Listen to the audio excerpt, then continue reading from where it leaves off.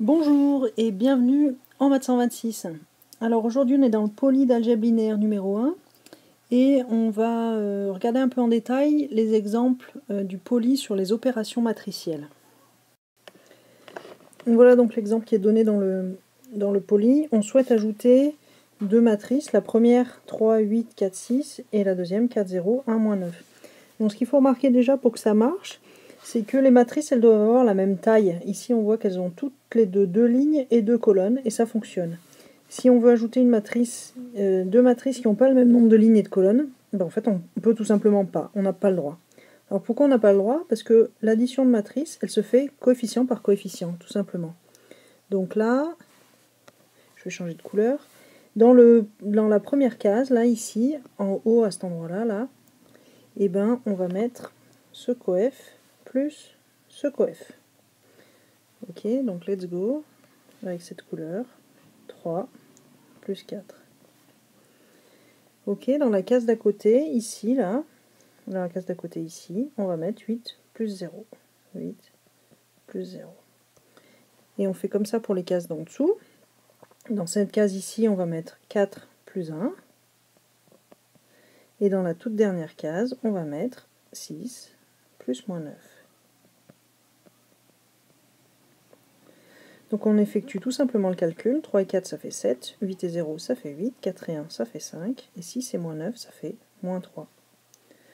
Voilà, donc pour l'addition des matrices, c'est carrément logique, hein. C'est comme pour les vecteurs, on fait terme à terme, coordonnée par coordonnée, coefficient par coefficient, et voilà où ça nous donne ça. Alors il y a une autre opération qui est assez simple aussi, c'est la multiplication par un réel. Donc là, on peut multiplier un nombre réel par n'importe quelle matrice de n'importe quelle taille, hein, ça pose pas de problème, on a un seul nombre et une matrice.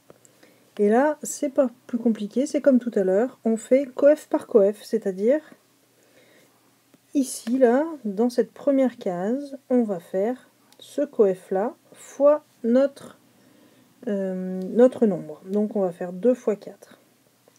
Dans la case d'à côté, ici, là, on va faire 2 fois 0. En bas, on va faire 2 fois 1, et à la place de moins 9, on va faire 2 fois moins 9, tout simplement. Donc, coef par coef, on multiplie tout le monde par moins 2. Donc là, on effectue le calcul, 8, 0, 2 et moins 18. Voilà par la multiplication par un nombre. Alors, un cas particulier de la multiplication par un nombre, c'est prendre l'opposé d'une matrice. Donc là, on va multiplier par moins 1, hein, tous les coefs.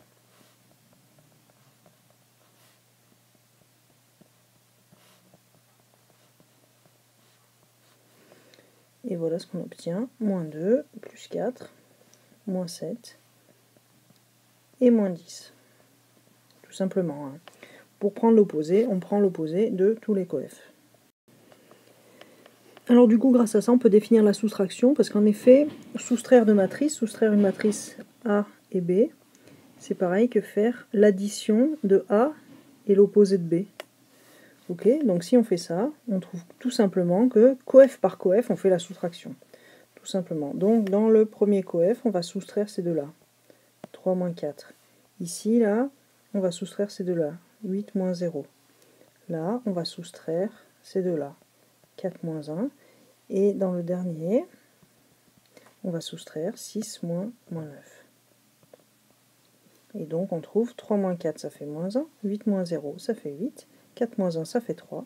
Et 6 moins 9, ça fait 6 plus 9, c'est-à-dire 15. Voilà, donc ça conclut les opérations sur les matrices. J'espère que c'était assez clair, sinon vous savez comment poser vos questions.